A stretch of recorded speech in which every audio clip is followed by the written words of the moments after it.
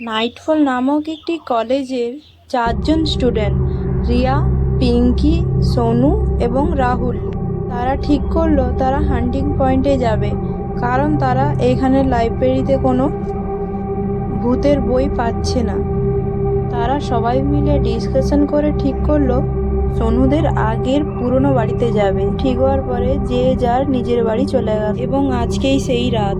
সোনু হাত দেখিয়ে বলল, এটাই আমার দাদুর বাড়ি, যেটা অনেক দিন ধরে বন্ধ পড়ে আছে। কি জানি এর ভেতরে কি থাকতে পারে।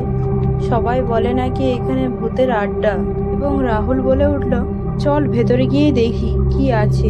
আগে আমি আর রাহুল যাই, তারপর তোরা যাবি। এবং তারা আগে গেল এবং সোনু রাহুলকে বলল, আমি ছাদের দিকে যাচ্ছি, তুই নিচেটা দেখ। তখন রাহুল বলল, আচ্ছা ঠিক আছে। সোনু উপরে যেয়ে দেখলো একটি রুম বন্ধ হয়ে পড়ে আছে এবং খুব অন্ধকার।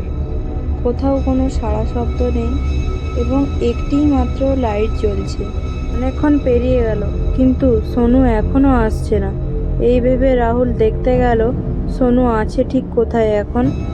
ভাবতে ভাবতে উঠে গেল ওই সিঁড়িটা দিয়ে এবং সেই রুমটার কাছে যেতে লাগলো। সে ওখানে যাওয়ার পর দেখলো কেউ কোথাও নেই, শুধু একটি আলো জ্বলছে আর কিছুই না। যখনই সে একটি শব্দ পাওয়া মাত্র ধারের দিকে ঘুরলো, তখনই তার ঠিক পাশে একটি ডাইনি তাকে দেখছিল। পর যখন রাহুল ডাইনিটিকে দেখলো, সে চেষ্টা করলো পালানোর, কিন্তু সে পালাতে পারলো না এবং ডাইনিটি তাকে নিয়ে চলে গেল আর তার দেহ কোনোদিনও পাওয়া গেল না।